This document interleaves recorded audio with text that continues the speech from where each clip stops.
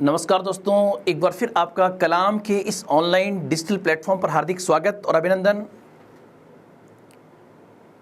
कलाम संस्थान की तरफ से आरएस 2021 को ध्यान में रखते हुए, आरएस प्री को फोकस करते हुए आरएस के प्रीवियस पेपर्स का बहुत बेहतर तरीके से कलाम की टीम के द्वारा एनालिसिस किया जा रहा है। इसी क्रम में दोस्तों, मैं आधुनिक भारत के इतिहास में स्पेशली वर्ष 2010 के बाद आरएस में जितने प्रश्न पूछे गए हैं, जो ट्रेंड चेंज हुआ है और जिसमें यूपीएससी पैटर्न स्पेशली फॉलो किया गया है, उसी को ध्यान में रखते हुए आरएस 2021 में वहाँ से प्रश्न किस प्रकार से बन सकते हैं, उसी पर पूरी थीम ये तैयार की गई है। तो आज फिर उसी कड़ी में आज हम आरएस के प्रीवियस पेपर्स का एनालिसिस हम करेंगे। इस क्रम में आप देखिए, टॉपिक हमारा जो है आरएस प्रीवियस पेपर्स एनालिसिस, और इस क्रम में आज का क्वेश्चन आरएस 2013 में जो आपके सामने आया था, 2013 का क्वेश्चन देखिए दोस्तों। और ये क्या था? प्रश्न था अधोलिखित कथन ए और कथन बी को पढ़ें और नीचे दिए गए कूटों में से सही उत्तर का चयन करें।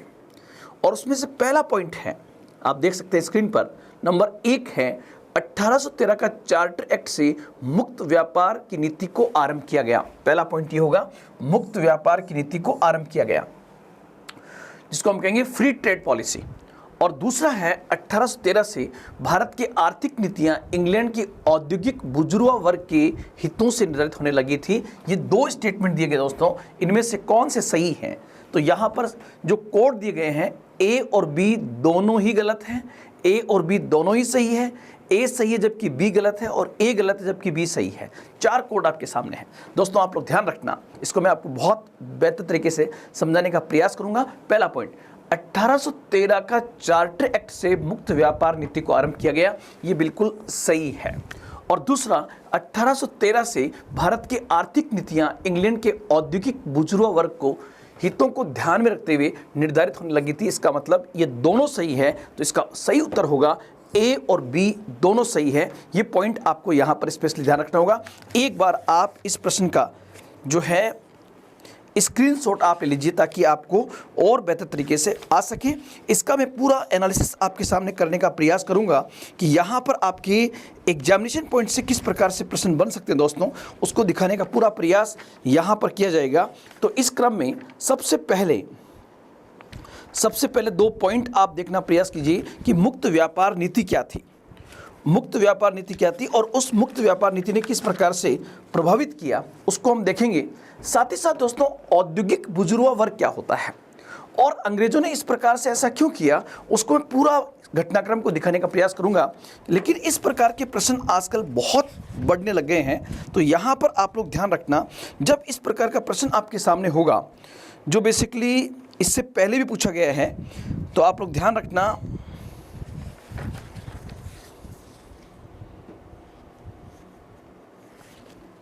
यहाँ पर 2 क्वेश्चन मैं आपके सामने और रखने का प्रयास करूंगा दोस्तों। सबसे पहले एक एनालिसिस हम करते हैं, और वो एनालिसिस जो होगा दोस्तों, उसको आप ऐसे समझने का प्रयास करना कि भारत में जो ब्रिटिश शासन है, भारत में ब्रिटिश शासन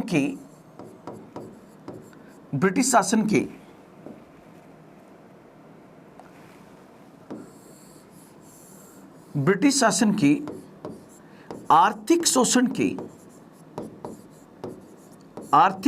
के हमारा इकोनॉमिक एक्सप्लॉयटेशन कैसे हुआ, उस आर्थिक शोषण के मुख्यतः 3 चरण माने जाते हैं, 3 इंपॉर्टेंट फेजेस माने जाते हैं। तो उसका आपको ध्यान रखना होगा, ये 3 इंपॉर्टेंट फेज कहाँ से होंगे। सबसे पहली बात, आप कहोगे सर क्या भारत में ईस्ट इंडिया कंपनी आई वहीं से हमारा आर्थिक शोषण शुरू हो गया? नहीं दोस्तों, आप लोग ध्यान रखना, भारत में EIC जो है, ये बेसिकली ब्रिटेन से भारत में आती है। या मैं इसको और बेहतर तरीके से समझाऊं, उससे पहले मैं आपको ये बताना चाहूँगा कि आर्थिक शोषण के 3 चरण हैं। आर्थिक शोषण कहाँ से कैसे शुरू होता है, तो आप लोग ध्यान रखना। उससे पहले एक पॉइंट आप क्लियर कीजिए। सबसे पहले मैंने कहा कि ब्रिटेन की एक कंपनी है, ब्रिटेन की एक कंपनी जिसका नाम था मर्चेंट एडवेंचर्स। आप लोग ध्यान रखना, मर्चेंट एडवेंचर्स बेसिकली ब्रिटेन की एक प्राइवेट कंपनी थी। ब्रिटेन की एक प्राइवेट कंपनी थी और इस मर्चेंट एडवेंचर्स ने, दोस्तों आप लोग ध्यान रखना, 1599 के अंदर 1599 में इसने एक अनुषंगी कंपनी की स्थापना की। इसको हम कहते हैं सब्सिडरी कंपनी। इस कंपनी ने 1599 में एक अनुषंगी कंपनी की स्थापना की जिसको हम कहेंगे सब्सिडरी कंपनी। और जिस सब्सिडरी कंपनी की स्थापना की उसी को इतिहास में किस नाम से जाना जाता है? तो उसी को इतिहास में EIC के नाम से जाना जाता है। EIC, east India company.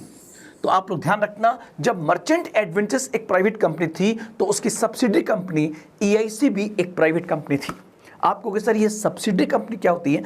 जैसे रिलायंस ने स्टैब्लिश कर दी रिलायंस जियो, टाटा ने स्टैब्लिश कर दी टाटा नमक, टाटा मोटर्स, टाटा सर्विसेज, ये बेसिकली टाटा की सब्सिडरी कंपनी है। इसी प्रकार मर्चेंट एडवेंचर्स जो ब्रिटेन की एक प्राइवेट कंपनी थी, उस प्राइवेट कंपनी ने एक सब्सिडरी कंपनी की स्थापना 1599 में की जिसमें लगभग 200 शेयर होल्डर्स माने जाते हैं। इस कंपनी की स्थापना 1599 में लंदन में हुई थी। इसका नाम था ईस्ट इंडिया कंपनी। और आपको पता होगा कि ब्रिटेन की राष्ट्राध्यक्ष आज भी और उस जमाने के अंदर भी ब्रिटेन की जो राष्ट्राध्यक्ष होती है वो बेसिकली ब्रिटिश महारानी होती है। ब्रिटिश महारानी जो है ये बेसिकली ब्रिटिश राष्ट्राध्यक्ष होती है। आप कहोगे सर कि जिस समय ईस्ट इंडिया कंपनी की स्थापना हुई उस समय ब्रिटेन की महारानी कौन थी? आप कमेंट करके बताइए दोस्तों। तब तक मैं आपको आगे चलता हूं कि जिस समय इस कंपनी की स्थापना हुई उस समय ब्रिटेन की महारानी कौन थी। दोस्तों आप लोग ध्यान रखना, ब्रिटिश महारानी ने एक ऑर्डर जारी किया। ब्रिटिश महारानी ने एक ऑर्डर जारी किया। उस ऑर्डर को हम कहते हैं रॉयल ऑर्डर। उस ऑर्डर को हम कहते हैं रॉयल ऑर्डर, शाही आज्ञा कहते हैं। और यह शाही आज्ञा जारी की गई थी 31 दिसंबर 1600 को। ध्यान रखना, कंपनी की स्थापना हुई है 1599 में और कंपनी को ब्रिटिश महारानी के द्वारा रॉयल ऑर्डर जारी किया गया है 31 दिसंबर 1600 को। और ध्यान रखना, इस ऑर्डर के द्वारा इस कंपनी को स्पेशली पूरब के साथ व्यापार करने का एकाधिकार दे दिया। पूरब के साथ व्यापार का एकाधिकार दे दिया। आप कहोगे सर या ईस्ट का मतलब क्या है? तो यहां पे समझाना चाहूंगा कि जो अगर हम ग्लोब लें तो इस ग्लोब में ये वेस्टर्न हेमिस्फीयर है और भारत आता है ईस्टर्न हेमिस्फीयर में। तो ईस्टर्न में जितने देश आते हैं उसके साथ व्यापार करने का इस कंपनी को एकाधिकार दिया गया। ट्रेड मोनोपोली इसको इंग्लिश में कहा जाता है। पूरब के साथ व्यापार करने का एकाधिकार इस कंपनी को दिया गया। कहते हैं कि इसमें एक शेयर होल्डर ब्रिटिश महारानी भी थी, ऐसा माना जाता है। ये कभी डिस्क्लोज नहीं हुआ है। तो वापस में एक छोटा सा पॉइंट मैंने लिया कि ईस्ट इंडिया कंपनी की स्थापना 1599 में हुई और इस कंपनी को ब्रिटिश महारानी ने 31 दिसंबर 1600 को एक शाही आज्ञा के द्वारा भारत के साथ व्यापार करने का एकाधिकार दिया। उसी व्यापारिक एकाधिकार के तहत ये कंपनी जो है ये बेसिकली भारत के साथ में व्यापार करती है। आप कहोगे सर यहाँ पर महारानी का नाम क्या था? तो दोस्तों आप लोग ध्यान रखना, उस महारानी का नाम था एलिजाबेथ फर्स्ट। उस एलिजाबेथ फर्स्ट ने ब्रिटिश ईस्ट इंडिया कंपनी को ये व्यापारिक एकाधिकार दिया था। ये एग्जाम में आपसे पूछा जा सकता है। अब उससे जस्ट आगे बढ़े, आपको ध्यान रखना कि शुरुआत में ये व्यापारिक एकाधिकार कितने साल के लिए था? तो ये व्यापारिक एकाधिकार आरंभ में 15 वर्ष के लिए था। बाद में आपको पता होगा 1609 में जेम्स फर्स्ट ने इसे अनिश्चित काल के लिए बढ़ा दिया था। तो यहाँ पर एक पॉइंट क्लियर हुआ और वो पॉइंट जो क्लियर हुआ वो आपका ये था कि ब्रिटेन से भारत में व्यापार करने के लिए एक कंपनी आई। उस कंपनी का नाम ईस्ट इंडिया कंपनी था और जो ईस्ट इंडिया कंपनी थी वो एक प्राइवेट कंपनी थी और उसको ब्रिटिश महारानी ने पूरब के साथ, विशेष रूप से भारत के साथ व्यापार करने का एकाधिकार दिया। इस एकाधिकार का मतलब था ब्रिटेन से भारत आकर व्यापार करने का अधिकार केवल और केवल जिस कंपनी के पास में था उसी को EIC कहते हैं। जाहिर सी बात है कि जिस समय कंपनी की स्थापना हुई उस समय भारत में मुगल बादशाह कौन था? अकबर। मुगल बादशाह अकबर था। हालांकि आगे जो कैप्टन हॉकिंस आता है 1608 में, उस समय मुगल बादशाह जहांगीर था। ये पॉइंट आपको याद रखना है। आगे बढ़ते हैं। आगे बढ़ते तो पहला पॉइंट होगा कि जो ईस्ट इंडिया कंपनी भारत आई उस EIC से भारत को लाभ क्या था? ईस्ट इंडिया कंपनी से भारत को लाभ क्या था? और ये संदर्भ कौन सा होगा दोस्तों? ये संदर्भ होगा कि कंपनी 1600 से लेकर के 1757 तक, 1757 तक ये कंपनी एक प्योर ट्रेडिंग कंपनी थी, शुद्ध व्यापारी कंपनी थी। और अगर ये शुद्ध व्यापारी कंपनी थी तो निश्चित रूप से हमें लाभ था। कैसे? आप देखिए, सबसे पहले ये आप सपोज कीजिए ये ब्रिटेन था और इस ब्रिटेन से भारत में व्यापार करने के लिए कंपनी आई, उस कंपनी का नाम ईस्ट इंडिया कंपनी था। वो EIC जब भारत में आएगी तो आपको पता है कोई भी कंपनी अगर भारत में ट्रेड करने के लिए आएगी तो आज हमारे देश के प्रधानमंत्री विभिन्न देशों में जाकर इन्वेस्टमेंट को आकर्षित करते हैं। उस समय ये इन्वेस्टमेंट खुद ही आ रहा है। तो ध्यान रखना, बहुत बड़ी मात्रा में भारत में सोना चांदी आएगा, तभी तो भारत की वस्तुओं को यहाँ पे खरीदा जा सकेगा। तो ये EIC अपने साथ में सोना चांदी लेके आएगी, और जब सोना चांदी लेके आएगी और ये सोना चांदी भारत में आएगा और फिर यहाँ से भारतीय वस्तुओं को खरीदा जाएगा। ये जो भारतीय वस्तु खरीदी गई ये क्या था दोस्तों? कौन सी चीज़ ये सोना चांदी से खरीदेंगे? तो यहाँ पर होगा मसाले, और सबसे फेमस भारत की चीज़ थी तैयार माल। और इस तैयार माल में चूंकि हमारे यहाँ पर औद्योगिक कंपनियां नहीं थी, औद्योगिक कंपनियां इस समय ब्रिटेन के अंदर भी नहीं थी, तो भारत में कौन सा माल था? भारत में हस्तशिल्प माल था, जिसको हम तैयार माल के रूप में जानते हैं। हस्तशिल्प माल, हस्तशिल्प माल, हैंडीक्राफ्ट आइटम्स। और इस हैंडीक्राफ्ट आइटम को ये भारत के बाहर ले जाकर बेच देते थे। ये प्रोसेस दोस्तों कितने साल तक चला? तो आप देख सकते हो 157 साल तक, 157 ईयर्स तक, 157 साल तक ये प्रोसेस चला कि ब्रिटेन का सोना चांदी भारत में आया और भारतीयों को घर बैठे पैसा मिला, घर बैठे वस्तुओं खरीदार मिला। और जब ये वस्तुएं जाके यूरोप के विभिन्न क्षेत्रों में बिकी तो हमारी अंतर्राष्ट्रीय पहचान स्थापित हुई कि भारत का हस्तशिल्प माल बहुत बेहतरीन है। तो एक तो आपको ये अवधारणा हटानी होगी कि हमें ईस्ट इंडिया कंपनी से केवल नुकसान हुआ। दोस्तों ध्यान रखना, आरंभिक 157 सालों तक भारत को इसका लाभ हुआ है। वो लाभ किस रूप में था? नंबर 1, भारत में व्यापक स्तर पर निवेश प्राप्त होता है, इन्वेस्टमेंट। और वो इन्वेस्टमेंट उस जमाने में किस रूप में था? तो सोना चांदी की शक्ल में था। और दूसरा आप लोग ध्यान रखना, भारतीय मसालों को और तैयार माल को घर बैठे खरीदार मिला और उसी को ले जाके बाहर बेच दिया। ये प्रोसेस 157 साल तक चलता है। और जब कंपनी ने भारत में शुद्ध व्यापारिक कंपनी के रूप में काम किया तो निश्चित रूप से उस समय के हर रियासत के राजा ने या मुगल बादशाह ने इनको अनुमति प्रदान की थी। तब आप कहोगे सर फिर दिक्कत कहां पर है? तो दिक्कत दोस्तों यहां पर 2 डेट आपके सामने है। पहली डेट मैंने कहा, पहली डेट 1600 जब ब्रिटिश महारानी ने आज्ञा प्रदान की। दूसरी डेट 1757। ये डेट क्या है? 1757 वह साल है जब ईस्ट इंडिया कंपनी ने प्लासी के युद्ध के माध्यम से बंगाल पर अपना नियंत्रण स्थापित कर लिया और बंगाल की वो पॉलिटिकल पावर बन जाती है। और जब कंपनी बंगाल की राजनीतिक शक्ति बन गई तो यहीं से भारत का आर्थिक शोषण शुरू हो जाता है। आप कहोगे सर कैसे? तो आप लोग ध्यान रखना, यही मैं बता रहा था आपको, यही मैं बता रहा था।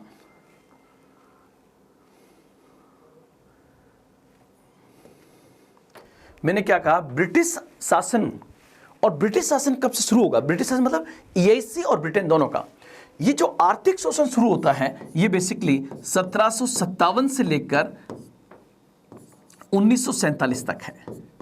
यहां पर आप लोग दोस्तों ध्यान रखना, 1757 से 1947 इसके 3 फेज माने गए हैं।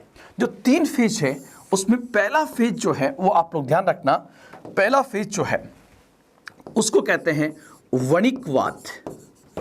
पहला फेज वणिकवाद, और ये चला 1757 से 1813 तक, 1757 से 1813। दूसरा फेज जो है उसको हम कहते हैं मुक्त व्यापारिक पूंजीवाद। उसी को हम कहते हैं फ्री ट्रेड कैपिटलिज्म, मुक्त व्यापारिक पूंजीवाद। और दोस्तों ये माना जाता है 1813 से 1857। और कुछ बुक्स में ध्यान रखना, इस 1857 की जगह कुछ बुक्स में 1860 भी दिया हुआ है, तो 1860 भी ले सकते हो। ये कोई फिक्स नहीं है, लगभग 2-3 साल ऊपर नीचे हो सकता है। और तीसरा फेज जो है वो माना जाता है, तीसरा चरण, उसको हम कहते हैं वित्तीय पूंजीवाद। उसी को हम कहते हैं वित्तीय पूंजीवाद, जिसको हम कहेंगे फाइनेंशियल कैपिटलिज्म। और वित्तीय पूंजीवाद जो है वो 1857 से 1947, या आप कह सकते हो 1860 भी लिख सकते हो, 1860 to 1947 माना जाता है। तो ये 3 चरण हैं। उसमें से पहला जो है वो माना जाता है वणिकवाद, मर्केंटिलिज्म। जो मर्केंटिलिज्म वाला फेज था उसमें आप लोग ध्यान रखना कि वणिकवाद जो था, इस फेज में वणिकवाद ये कब से कब तक चलता है, तो यहां पर उत्तर होगा 1757 से लेकर 1813 तक जो फेज चला उसको हम कहते हैं मर्केंटिलिज्म, वणिकवाद। ध्यान रखना ये ब्रिटेन और ये हमारा प्यारा भारत, ये हमारा प्यारा भारत। उस 1757 को याद रखना। यहां पर कौन सी घटना हुई है, तो ये बंगाल, और बंगाल पर EIC का नियंत्रण स्थापित हो गया, control of east India company. मतलब 1757 के प्लासी के युद्ध से कंपनी ने बंगाल पर अपना राजनीतिक नियंत्रण स्थापित कर लिया। मीर जाफर को बंगाल का नवाब बनाकर अप्रत्यक्ष रूप से सत्ता अपने हाथ में ले ली, इनडायरेक्टली। जब बंगाल उनके पास में जाएगा तो जाहिर सी बात है बंगाल का राजस्व जो है वो धीरे धीरे इस EIC के पास आने लग जाएगा, और EIC क्या करेगी, उसी राजस्व से भारत का तैयार माल खरीद लेगी। इसी से हमारा तैयार माल, और तैयार माल क्या होगा दोस्तों, एक तो हमारा हस्तशिल्प, हैंडीक्राफ्ट, और दूसरा यहां पर आप लोग ध्यान रखना हस्तशिल्प के साथ साथ एक पॉइंट और आएगा, और वो होगा मसाले। हस्तशिल्प और मसाले यहां से खरीद करके ये बाहर बेचने लगे। अब आप कहोगे सर कि सर 1757 से 1813 के बीच में हमारा शोषण कैसे हुआ, तो आप लोग दोस्तों ध्यान रखना, हमारे आर्थिक शोषण की शुरुआत जो है वो बेसिकली बंगाल से होती है। और बंगाल, चूंकि प्लासी के युद्ध के माध्यम से बंगाल पर नियंत्रण स्थापित किया गया था, तो इकोनॉमिक एक्सप्लॉयटेशन कैसे हुआ, और वो भी लगभग आप देख सकते हो 50 साल से अधिक ये फेज चलता है। तो यहां पर दोस्तों आप लोग ध्यान रखना ये शोषण कैसे हुआ, इसको अगर मैं आपको और अच्छे से बताऊं तो यहां पर आप लोग ध्यान रखना कि ब्रिटेन से EIC जो अपने साथ में सोना चांदी लेकर आती थी, वो ध्यान रखना वो सोना चांदी अब आना बाहर से बंद हो गया है। सोना चांदी आना बंद हो गया है, क्योंकि बिना करेंसी के ही अब कंपनी भारत के राजस्व से, इंडिया का रेवेन्यू जो है वो भारत से बाहर जाने लग जाएगा। सबसे पहले उसकी शुरुआत बंगाल से होगी, और उसी राजस्व से ये हमारा तैयार माल खरीदेंगे और उसी तैयार माल को बाहर ले जाकर बेच देंगे। तो आप कहोगे सर नुकसान कैसे हुआ, शोषण कैसे हुआ। नंबर 1, भारत में विदेशी मुद्रा का आगमन बंद हो गया। नंबर 2, बंगाल का राजस्व जो हिंदुस्तान का सबसे बड़ा रेवेन्यू था वो धीरे धीरे बंगाल से बाहर जाने लगा। दोस्तों आप लोग ध्यान रखना, स्वामी दयानंद सरस्वती कहते हैं कि बेहतरीन से बेहतरीन विदेशी सरकार की तुलना में खराब से खराब स्वदेशी शासन कई गुना बेहतर होता है। मतलब क्या होगा इसका, कि अगर भारत का कोई निकृष्ट राजा भी होता तो वो शराब पीता तो कम से कम भारत में पीता, वो खर्च भारत में करता, तो जो पैसा था वो भारत में रहता। लेकिन EIC जो है वो हमारे रेवेन्यू का उपयोग जो है वो बंगाल में नहीं करेगी। बंगाल में सड़क अस्पताल नहीं बनेंगे, बल्कि बंगाल के राजस्व से, बंगाल के रेवेन्यू से उन्होंने हमारा तैयार माल खरीदा। तो नंबर 1, भारत में विदेशी मुद्रा का आगमन बंद। नंबर 2, हमारे राजस्व से ही व्यापार करने लगे, और उसी राजस्व से औने पौने भाव में हमारा माल खरीदा और उस माल को बाहर ले जाके बेच दिया। इसी को दोस्तों ध्यान रखना, आगे चलकर दादाभाई नौरोजी इसी को कहते हैं धन निष्कासन। ये हमारा जो धन का निष्कासन शुरू हुआ, ड्रेन वेल्थ शुरू हुआ, वो बेसिकली कहां से होता है, 1757 के प्लासी युद्ध के बाद से। इसी को कहते हैं ड्रेन वेल्थ थ्योरी, जो आगे चलकर दादाभाई नौरोजी प्रस्तुत करते हैं। इसको मैं आपको अलग से समझाने का प्रयास करूंगा। तो ये पॉइंट आपको समझ में आ गएगा 1757 और दूसरा है 1813। अब आप कहोगे सर जो प्रश्न मैंने लिया था वो क्वेश्चन क्या था, उसको समझाने का प्रयास ही तो मैं कर रहा था। 1813 का चार्टर एक्ट से मुक्त व्यापार की नीति को आरंभ किया गया, मुक्त व्यापार की नीति को आरंभ किया गया। तो सबसे पहले मैं चाहूंगा कि पहले हम 1813 का चार्टर एक्ट देख लें कि 1813 का चार्टर एक्ट क्या था, उसके बाद हम डिस्कस करेंगे इसके ऊपर।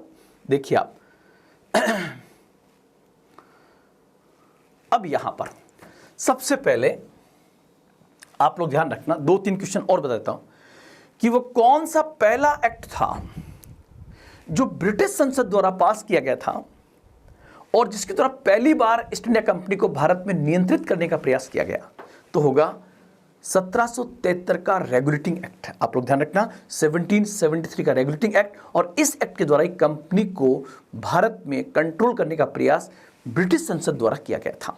साथ ही साथ इसी एक्ट के द्वारा कंपनी को 20 वर्ष शासन करने की अनुमति और दी गई। तो 1773 से 20 साल 1793, फिर 20 साल तो आ जाएगा 1813, फिर आएगा 1833, फिर आएगा 1853, अर्थात हर 20 साल बाद में शासन की अवधि को बढ़ाया गया है। और ध्यान रखना 2 चीजें, क्या आपको ध्यान रखना कि ब्रिटिश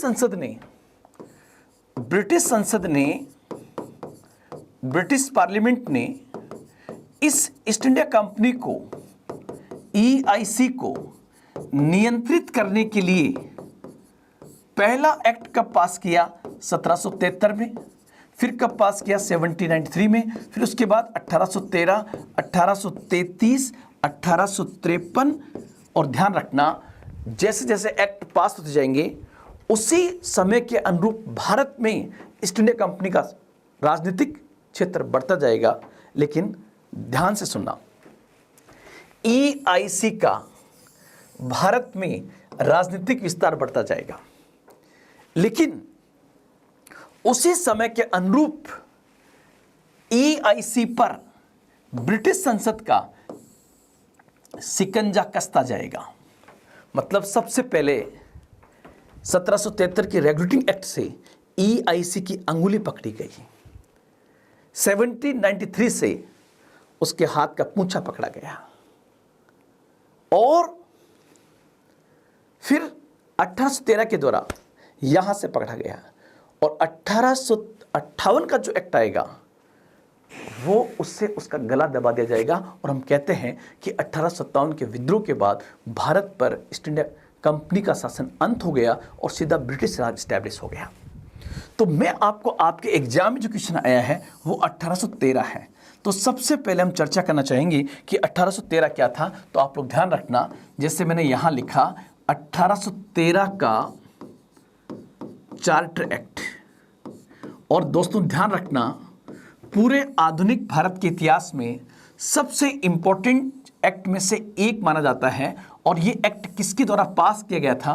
तो ये बेसिकली ब्रिटिश संसद द्वारा पास किया गया था। और ब्रिटिश संसद ने इस एक्ट को पास करके किसको कंट्रोल करने का प्रयास किया गया है? तो ईस्ट इंडिया कंपनी को कंट्रोल करने का प्रयास किया है। अब इसी कड़ी में आप दोस्तों ध्यान रखना, जैसे जो पॉइंट्स आपको याद रखने हैं वो पॉइंट्स स्पेशली नंबर 1, 1813 के चार्टर एक्ट के द्वारा जो पहला पॉइंट याद रखना है, मैं पहले एक बार पॉइंट आपको यहां पर डाल देता हूं।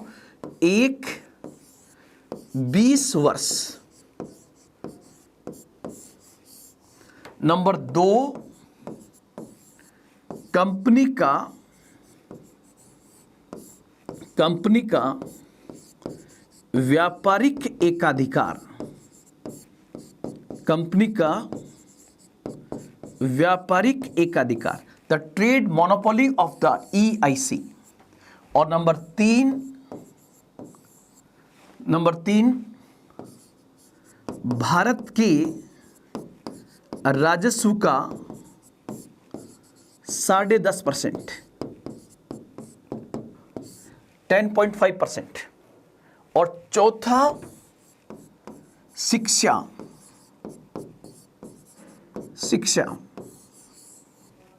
शिक्षा और पांचवा ईसाई मिशनरियां ये इतने पॉइंट्स तो कम से कम आपको याद रखने हैं। जब आप एग्जाम देने जाओ तो इतने पॉइंट्स तो कम से कम दोस्तों आपको याद रखने हैं, ताकि आप जब वहां पे जाके देखो तो आपको इतने पॉइंट्स तो कम से कम याद आ सके।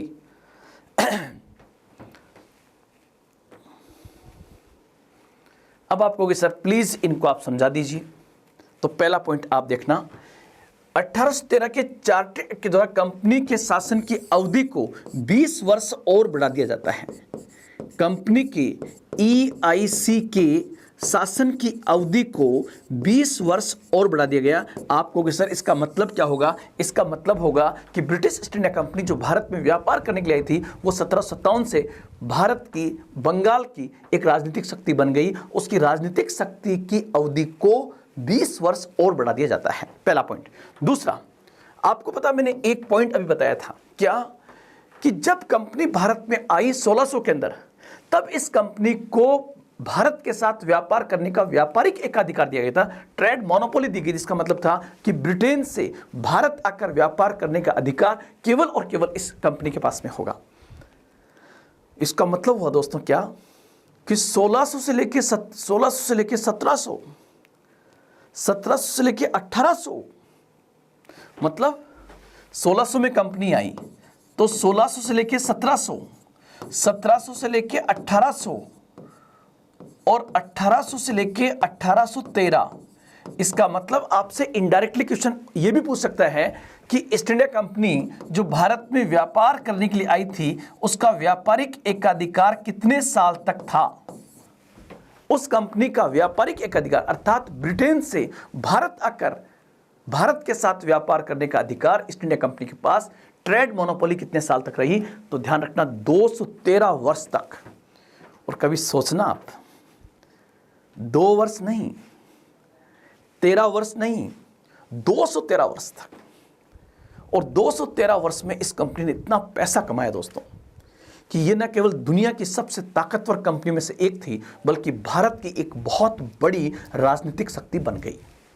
और यहां पर एक टर्निंग पॉइंट आ रहा है, वो टर्निंग पॉइंट ध्यान रखना, और ये कई बार एग्जाम में पूछा गया है। और यही पॉइंट है कि कंपनी का व्यापारिक एकाधिकार किस एक्ट के द्वारा समाप्त कर दिया गया?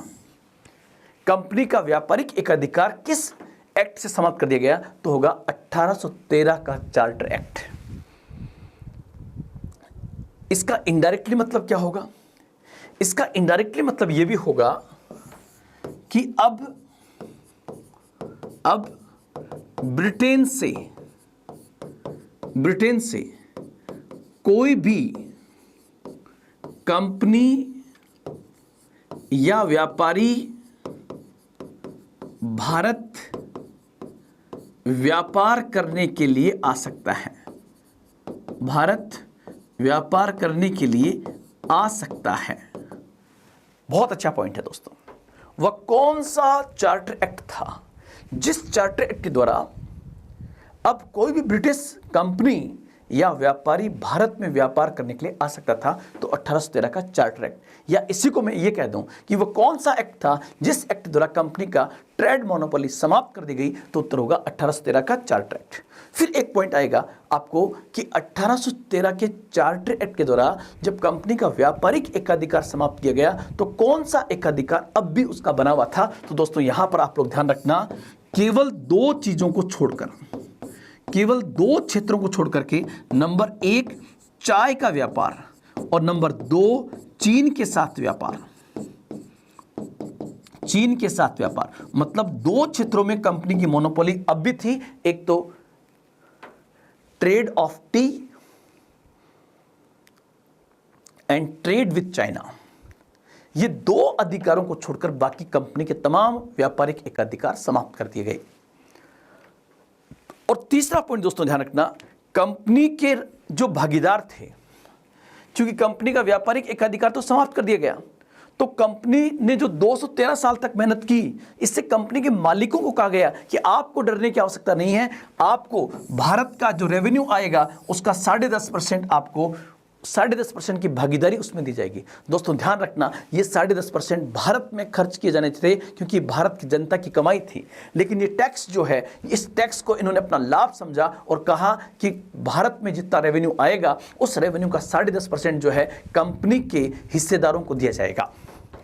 और इसी प्रकार आपसे पूछे कि वो कौन सा एक्ट था जिसके द्वारा ब्रिटिश संसद ने पहली बार भारत में शिक्षा के लिए 1 लाख रुपए का फंड जारी करने का अधिकार दिया था। और साथ ही साथ इसी एक्ट के द्वारा यह अधिकार भी दिया गया कि ईसाई मिशनरियां अब भारत में प्रचार कर सकती हैं। धार्मिक प्रचार का अधिकार, उनका लीगली प्रचार करने का अधिकार दे दिया गया कि ये कंपनियां भारत में जाकर के अपना प्रचार कर सकती है। अर्थात ईसाई मिशनरियों को वैधानिक तरीके से भारत में धर्म प्रचार की सुविधा प्रदान कर दी जाती है। ये पॉइंट दोस्तों आपको 1813 के चार्टर एक्ट में याद रखना है। लेकिन अधिकांश लोग क्या करते हैं कि इस प्रकार के पॉइंट्स को रट के जाते हैं, जबकि मेरा मानना है कि ये क्वेश्चन फिर आपका आ सकता है एग्जाम के अंदर, और वो इस प्रकार से आ सकता है कि 1813 के चार्टर एक्ट के द्वारा जो व्यापारिक मुक्त व्यापार की नीति को शुरू किया गया, उसके पीछे का वास्तविक कारण क्या था। तो इसको समझने के लिए दोस्तों आप देखिए, इसको समझने के लिए समझिए कि पहली बात तो ये यहां पर हो गया ब्रिटेन और ये हमारा प्यारा भारत। और ध्यान रखना दोस्तों, भारत तो यहां पर होगी भारत सरकार। हालांकि सरकार का नाम अभी बंगाल की सरकार था क्योंकि कलकत्ता में राजधानी थी अंग्रेजों की, भारत सरकार। अब जो भारत सरकार थी वो किसके हाथ में थी? EIC के हाथ में थी। जो भारत सरकार थी उसी के पास में क्या आएगा? राजस्व, रेवेन्यू आएगा। भारत का रेवेन्यू किसके पास जाएगा? भारत की सरकार के पास जाएगा। सरकार किसके हाथ में? ईस्ट इंडिया कंपनी के हाथ में। तो भारत का राजस्व EIC के हाथ में जा रहा है। और EIC क्या करती थी? इसी राजस्व से व्यापार करती थी। और ध्यान रखना, अभी तक 1813 से पहले व्यापार किसका करती थी? तो अभी तक व्यापार जो है वो बेसिकली भारत का तैयार माल खरीदती थी। लेकिन ध्यान रखना, अब वो व्यापार स्पेशली करेगी कच्चा माल, जिसको हम कहेंगे रॉ मटेरियल। और कच्चा माल कहां से आता है? खेतों से। रॉ मटेरियल का व्यापार करेगी। आप कहोगे सर आपने इससे पहले इसी फेज को हम कहते हैं मुक्त व्यापारिक पूंजीवाद।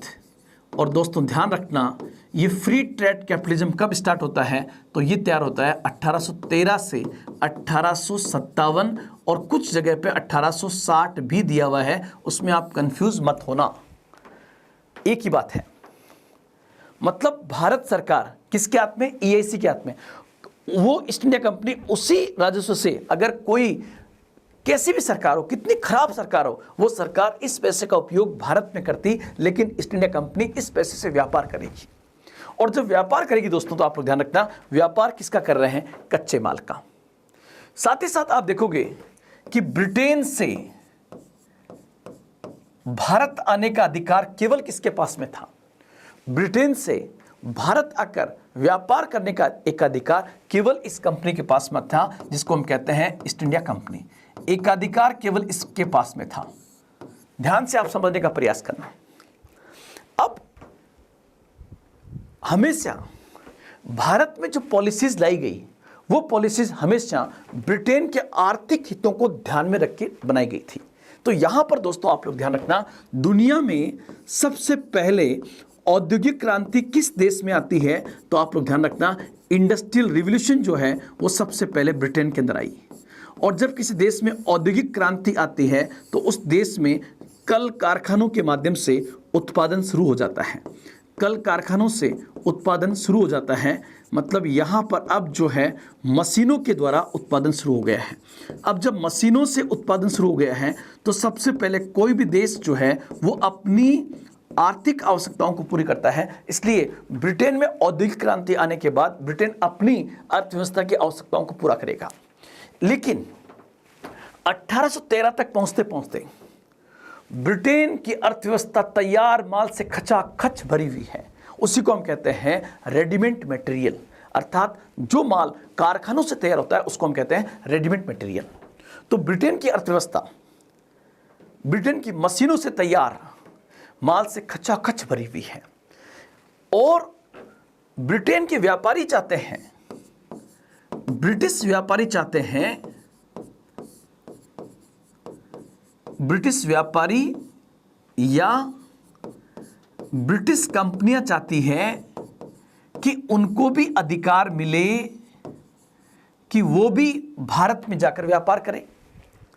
लेकिन यहां पर एक अड़चन है और अड़चन ये है कि ब्रिटेन से भारत जाकर व्यापार करने का अधिकार केवल EIC के पास में था, ईस्ट इंडिया कंपनी के पास में था। दो चीजें आपको जाननी है कि सर एकाधिकार समाप्त क्यों किया गया, किसके 1813 के चार्टर एक्ट के द्वारा, और दूसरा सर आपने यहां पर ये क्यों लिखा कच्चा माल। तो दोस्तों ध्यान रखना, अब ब्रिटिश अर्थव्यवस्था में तैयार माल की आवश्यकता नहीं है बल्कि कच्चे माल की आवश्यकता है, क्योंकि कच्चा माल जाएगा ब्रिटिश कल कारखानों के अंदर, और जब कच्चा माल जाएगा और कच्चा माल होगा तैयार तो ब्रिटेन के अंदर मशीनों से पड़ा हुआ तैयार माल पड़ा हुआ है। अब ये तैयार माल बाजार की तलाश में है, तैयार माल बाजार की तलाश में है, और बाजार उस समय का बाजार आप देखोगे या तो बाजार इनको भेजा जाए कहां पर, यूरोप के अंदर, या तो यूरोप के अन्य देशों में भेजा जाए, और या फिर ये भारत में आ सकते हैं। लेकिन भारत आने के लिए सबसे बड़ी दिक्कत है कि EIC के पास केवल एकाधिकार है।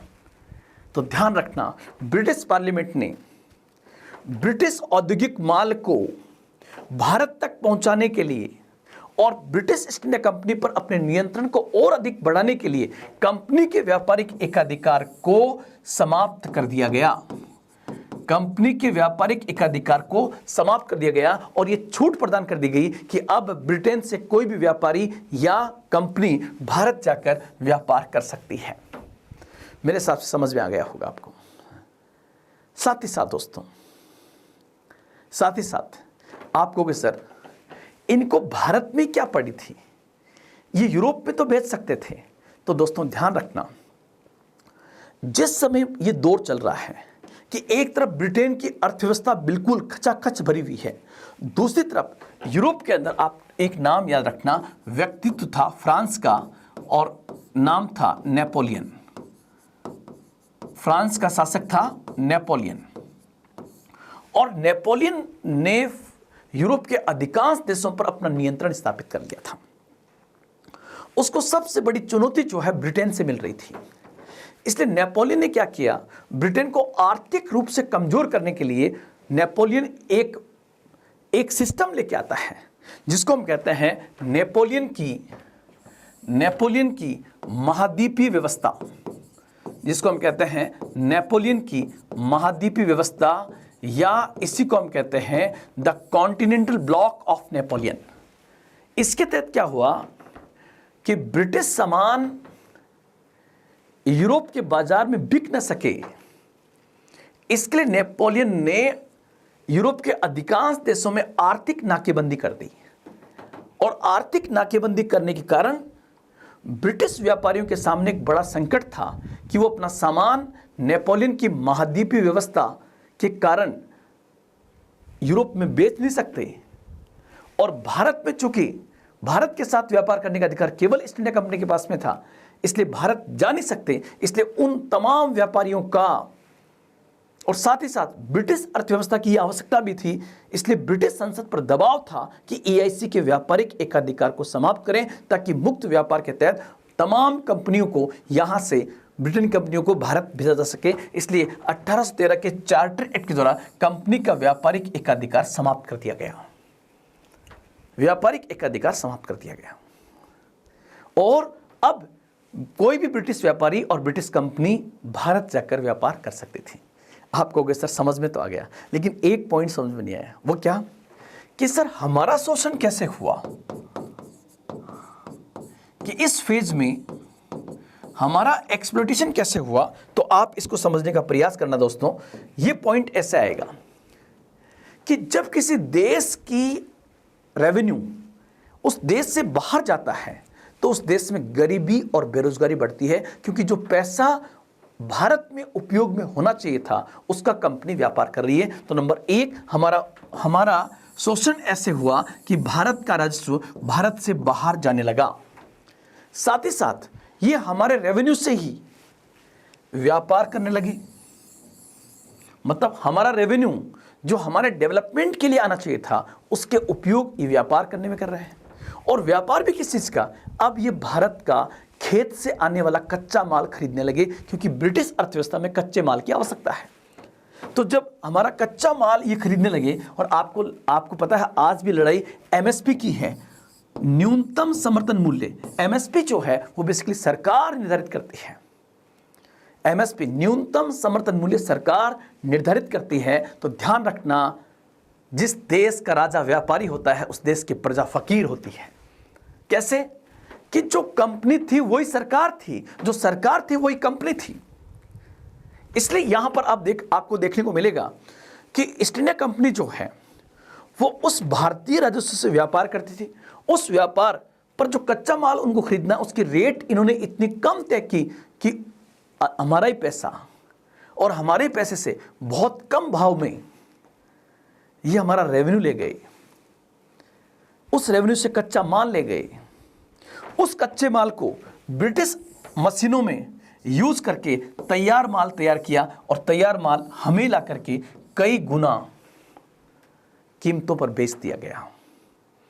और आपने एक पॉइंट और पढ़ा होगा, पहली बार इसी फेज में शिक्षा के लिए 1 लाख रुपए खर्च किए जाएंगे। क्यों?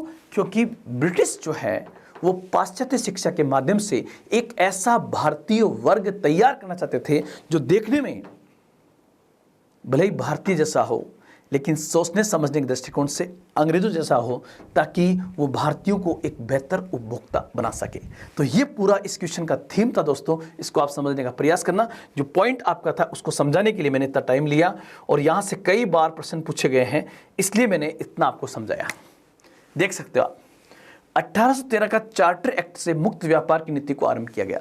लेकिन ध्यान रखना, मुक्त व्यापार की नीति को आरंभ तो किया गया है, लेकिन ये मुक्त व्यापार नीति एक तरफा थी। एक तरफा कैसे कि ब्रिटेन का माल तो भारत में आ सकता है, लेकिन भारत के माल को ब्रिटेन तक रोकने के लिए कई प्रकार के प्रतिबंध लगा दिए गए थे। और दूसरा, 1813 की भारत की आर्थिक नीतियां इंग्लैंड के औद्योगिक बुजुर्गा वर्ग को बुजुर्गा मतलब जो वहां का पूंजीपति वर्ग था उसको ध्यान में रख के तैयार की गई थी। तो बिल्कुल सही कहा है। तो ये दोनों स्टेटमेंट सही है। इसको समझाने के लिए मैंने आपको इतना टाइम लिया, लेकिन ये आपके एग्जाम के पॉइंट से बहुत बेहतर होगा। आगे चलते हैं। ये देखिए आप, क्वेश्चन आपके सामने दोस्तों। मैं तब तक पानी पी लेता हूं और आप इसको देखने का प्रयास कीजिए। आपके सामने प्रश्न आपके सामने है, और जो क्वेश्चन आपके सामने है दोस्तों उसको आप पूरा समझने का प्रयास करना। क्वेश्चन ये है, दोनों स्टेटमेंट आप पढ़ने का प्रयास कीजिए, फिर हम इसका बहुत बेहतर तरीके से इसका एनालाइज करते हैं कि यहाँ से एग्जाम में आपका किस प्रकार से प्रश्न बन सकता है।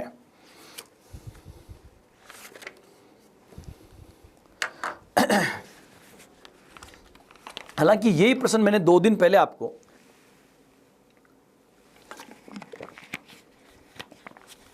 फर्स्ट क्लास में समझाने का प्रयास भी किया था, और मैंने ये भी बताया था कि पहली बार आपके सिलेबस में आधुनिक भारत के इतिहास में एक टॉपिक जुड़ा है, राज्यों का पुनर्गठन। और देखिए आप, 2018 में राज्यों के पुनर्गठन से 2 क्वेश्चन दिए गए हैं, जबकि उस सिलेबस में राज्यों के पुनर्गठन का नाम ही नहीं था, वो पॉलिटी का पार्ट था।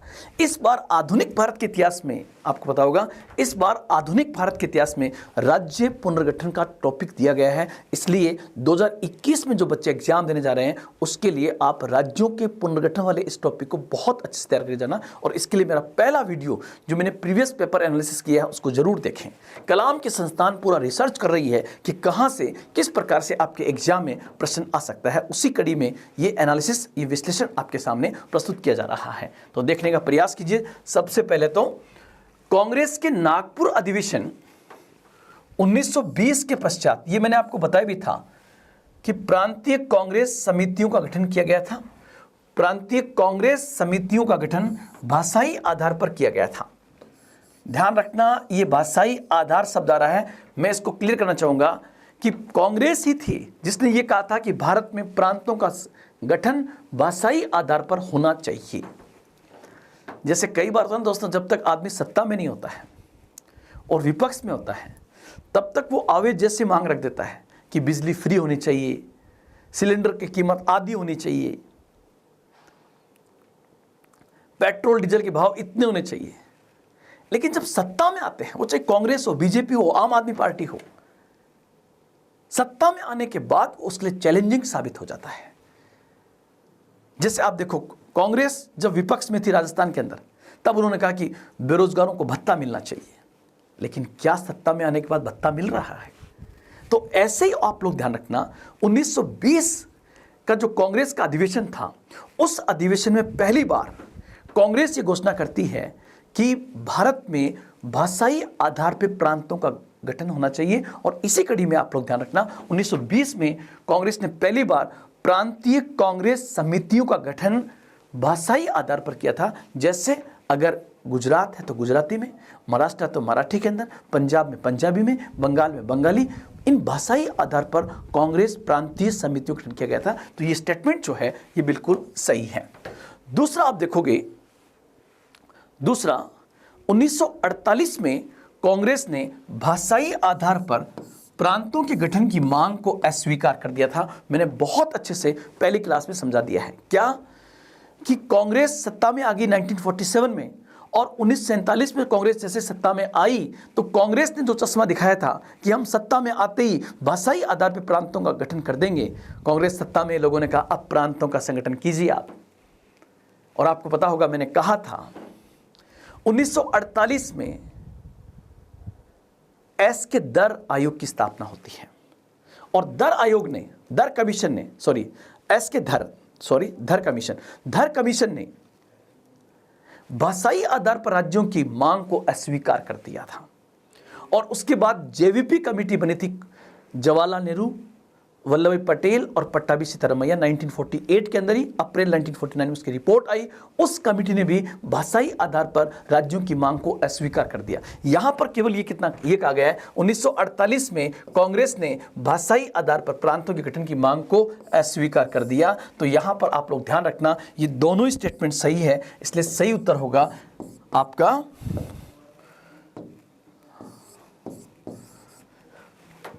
ए और बी दोनों सही है। ए और बी दोनों सही है। आप कहोगे सर, आपके दृष्टिकोण से सर इतना बताने के बाद और क्वेश्चन क्या बन सकता है? तो पहली बात तो दोस्तों 1920, ठीक है, और 2020, इसका मतलब ये हुआ कि जहां घटना के 100 वर्ष पूरे हो रहे हों, वहां से एग्जाम में प्रश्न बनने की संभावना बहुत ज्यादा होती है। और इस कड़ी में आप देखोगे तो 2-3 क्वेश्चन आप और तैयार कर लेना, वो तैयार होगा। एक तो पहला पॉइंट तो ये कि कांग्रेस की 1920 में कांग्रेस के 2 अधिवेशन हुए हैं। कांग्रेस के 2 अधिवेशन हुए हैं, जिसमें से आप लोग ध्यान रखना, एक अधिवेशन जो था ये बेसिकली कांग्रेस का विशेष अधिवेशन था।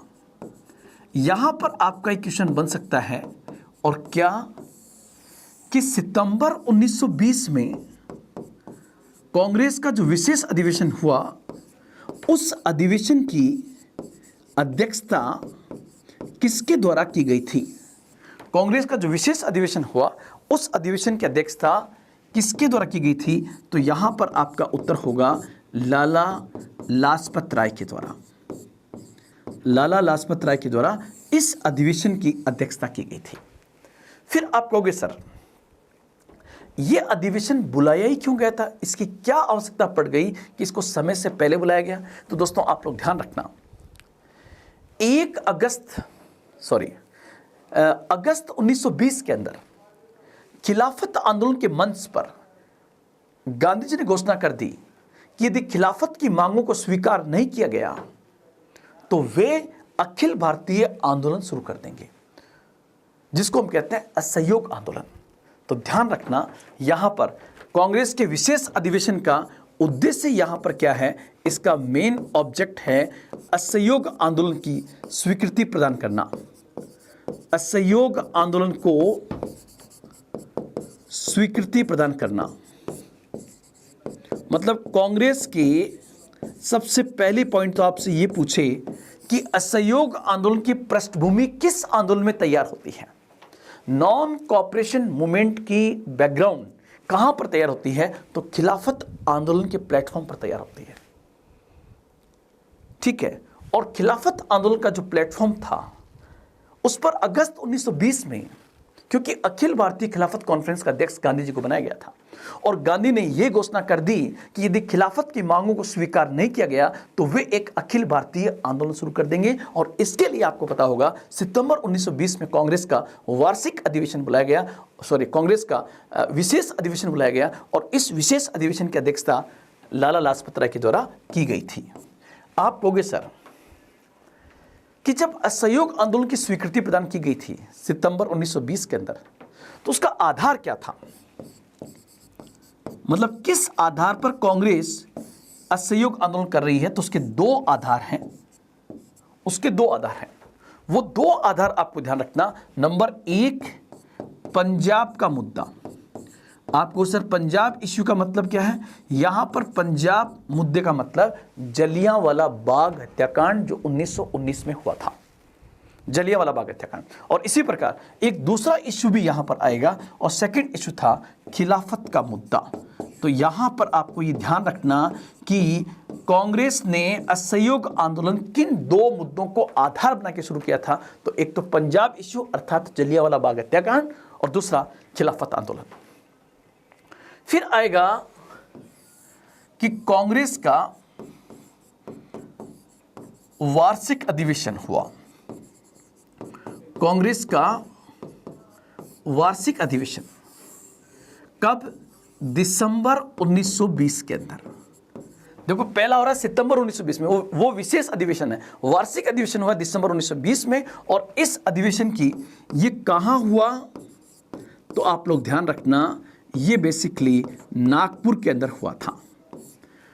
पहला पॉइंट नागपुर, और दूसरा इसकी अध्यक्षता किसने की, तो यहां पर आपका इसका उत्तर होगा, इसकी अध्यक्षता सी विजय राघवाचारी के द्वारा की गई थी। सी विजय राघवाचारी के द्वारा इसकी अध्यक्षता की गई थी। ये पॉइंट पे आप लोग ध्यान रखना, सी विजय राघवाचारी। आपको कि सर ये विशेष अधिवेशन कहां पर हुआ था, तो विशेष अधिवेशन जो है ये बेसिकली आपका कलकत्ता में हुआ था। विशेष अधिवेशन कलकत्ता में होता, वार्षिक अधिवेशन नागपुर में होता, और जो नागपुर में जो अधिवेशन होता उसकी अध्यक्षता सी विजय राघवाचारी के द्वारा की गई थी। अब उसके बाद एक क्वेश्चन और बनेगा कि सर कांग्रेस का जो वार्षिक अधिवेशन था इसका मेन ऑब्जेक्ट क्या है, तो मेन ऑब्जेक्ट तो इसका यही है, असहयोग आंदोलन को किस प्रकार से आगे बढ़ाना है, असहयोग आंदोलन। लेकिन आपसे पूछे कि कांग्रेस का जो वार्षिक अधिवेशन दिसंबर 1920 में हुआ उसकी विशेषता क्या थी, तो ध्यान रखना दोस्तों, कांग्रेस के इस दिसंबर 1920 के जिसकी अध्यक्षता सी विजय राघवाचारी ने की, इसमें पंजाब मुद्दा, खिलाफत मुद्दे के साथ साथ आमूल चूल परिवर्तन कांग्रेस में करने का निर्णय लिया गया था।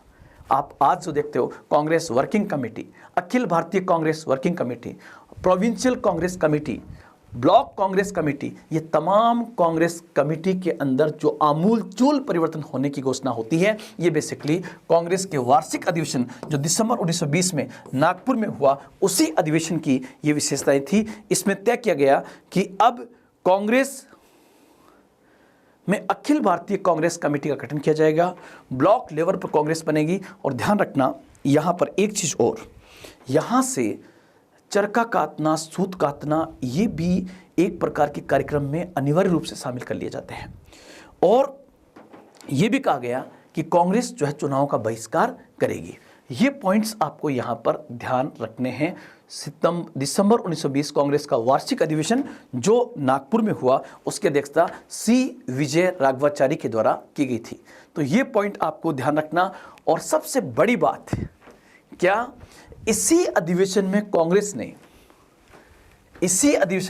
ने भाषाई आधार पर भाषाई आधार पर कांग्रेस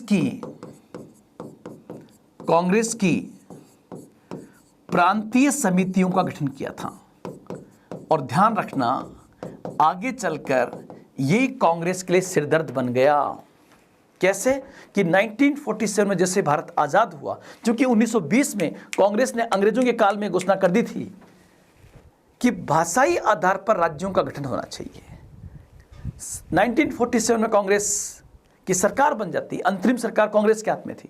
आज़ादी के बाद जवाहरलाल नेहरू सरकार में प्रधानमंत्री थे, तो सबसे बड़ा चैलेंज था भारत के विभिन्न क्षेत्रों के अंदर राज्य पुनर्गठन की मांग होने लगी। और मैंने आपको बहुत ही समझाया था, धर आयोग, जेवीपी कमेटी, फिर 26 जनवरी 1950 में राज्यों का 4 प्रकार से वर्गीकरण किया गया। लेकिन भारत में पृथक भाषाई आधार पर राज्यों की मांग बढ़ने लगी।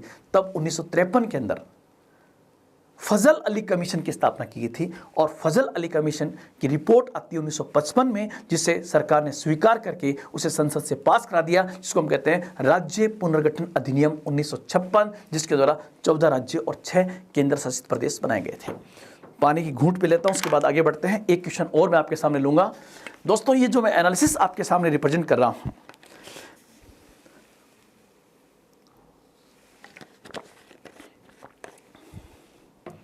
ये एनालिसिस जो है आपके आत्मविश्वास को बढ़ाने में एक बहुत बड़ी भूमिका अदा करेगी।